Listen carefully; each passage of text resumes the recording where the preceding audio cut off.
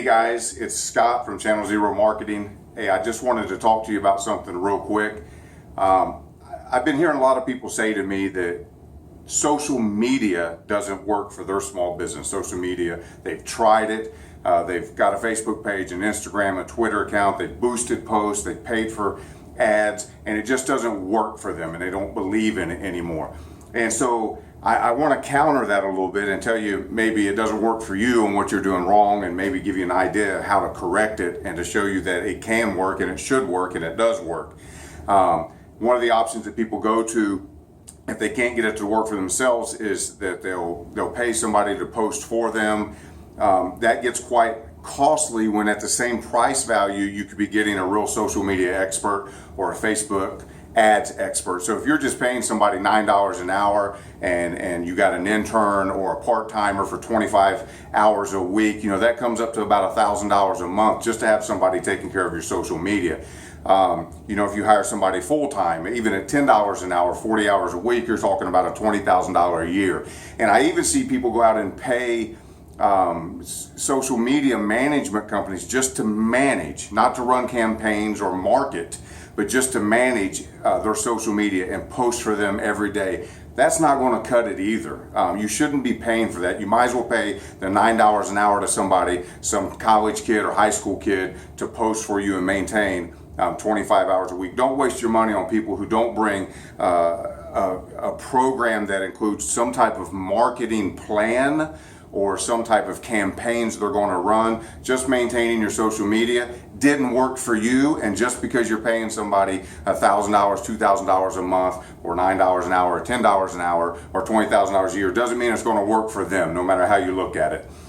So the problem is that most of us end up with 100, 200, 300 people, maybe 1,000 people on our Facebook page, and we expect just to post our promotion on there and that to drive people in. And one of the problems with that is Facebook is only going to show that ad or that post to 5, 10, or 20% of the people that actually follow your page. So if you've only got 100 people that are following your page, your local beauty salon, your local restaurant, your local bar, your local tanning salon, or whatever it be, and you only got 100 people, maybe 5 people are only going to see the post. And it's not a very targeted way of doing advertisement. So of course that doesn't work. Well, Scott, I boosted the post. I threw some money at it. Well, that's not going to work either. That doesn't necessarily mean anything. Boosting for most people, because they don't know what they're doing, they don't realize the power of Facebook and how to harness it and utilize. They don't know how to go back into the ads manager and to actually use the power editor to really narrow down a niche demographic and advertise to them.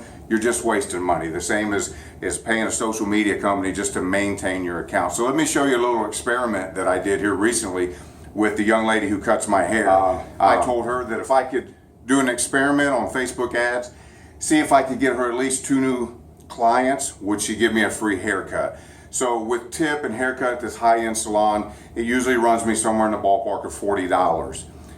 So if I could get her 2 new clients and only spend somewhere around $40 in ad spend, I would have fun doing this experiment and learning something a little bit about advertising for hair salons, because I never did that before, and I'd give myself a free haircut. So she was up for the challenge. So let me tell you what I did and show you kind of the power of this.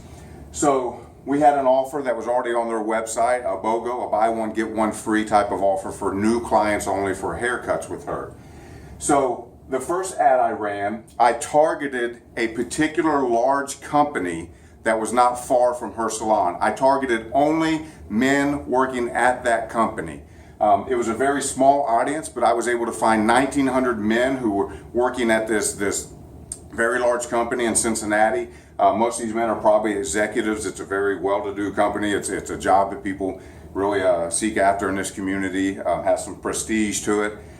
So that audience of $1,900 at a particular company, I showed the ads to, and it said, attention, employees of, and so as they're scrolling through their Facebook and that pops up on their feed, that really grabs their attention.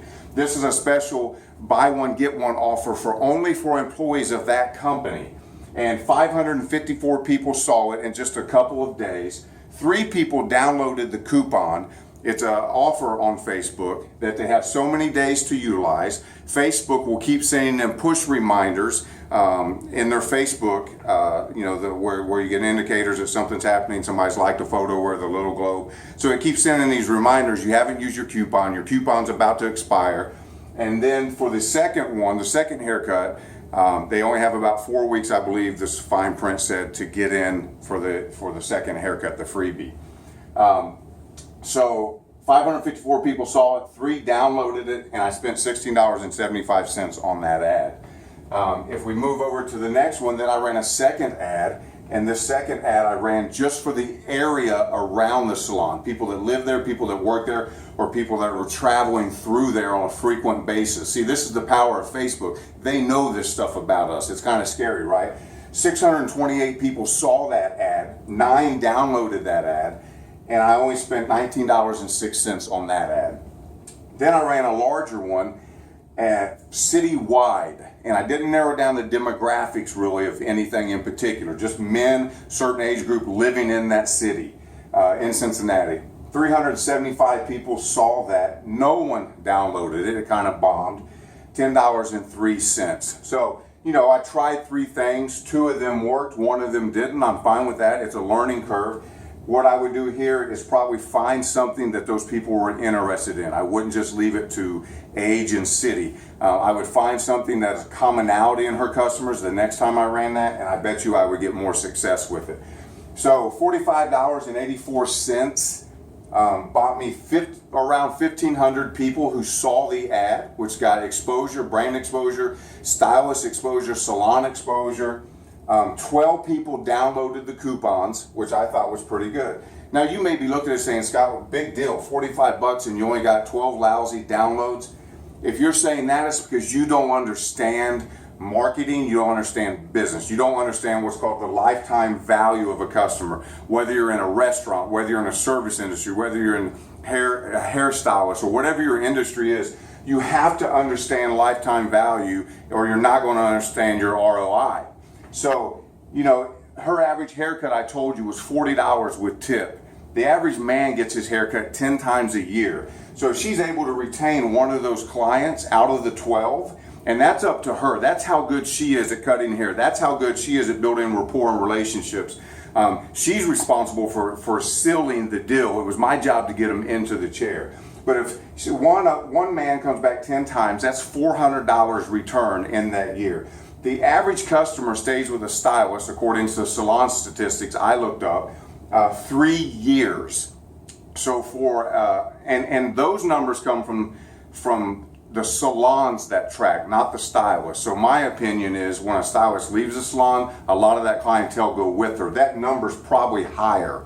But let's just say that it's 3 years on average, and we'll take the industry numbers. That's $1,200 that any customer who uses that coupon and stays is worth to her.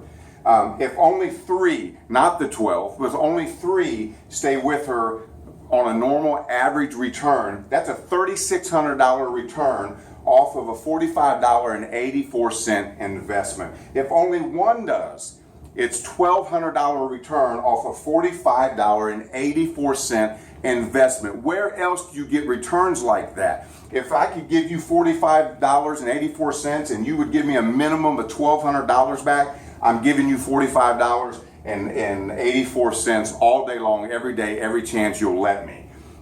So if you do the math, the bare minimum here with 1 customer is going to be $1,200. If by some miracle all 12 people did it and stayed, which we know that statistically that's probably not going to happen, but the potential's there, I guess, $14,400 return. So it's profitable no matter how you look at it if you could just get one of those customers to stay. And again, that's on the stylist. The Facebook marketing works. It's effective. Now, we're not even talking about upsells of beard trims, of products, of anything like that, referrals that she's going to get if she does real well and the person goes and talks to their friends about it, or somebody asks them, who does your hair? And then, we're talking about 1 stylist. I did this for 1 stylist. The coupon was just her name, and it was, a deal I worked out with her. What if we had approached this about the salon, and we had a salon budget? and the salon was budgeting for the ad spend, and they had a lot more than $45.84, and we were doing it like a Groupon to drive people into the salon to be used with whatever stylist was available instead of just one. Then man, that probably would be gangbusters. So Facebook ads do work. Social media marketing does work for the local small business, but you got to have somebody that knows what they're doing and knows how to utilize it. I hope you found this helpful. I hope that this inspires you. I hope you're able to take this and make some money in your small local business.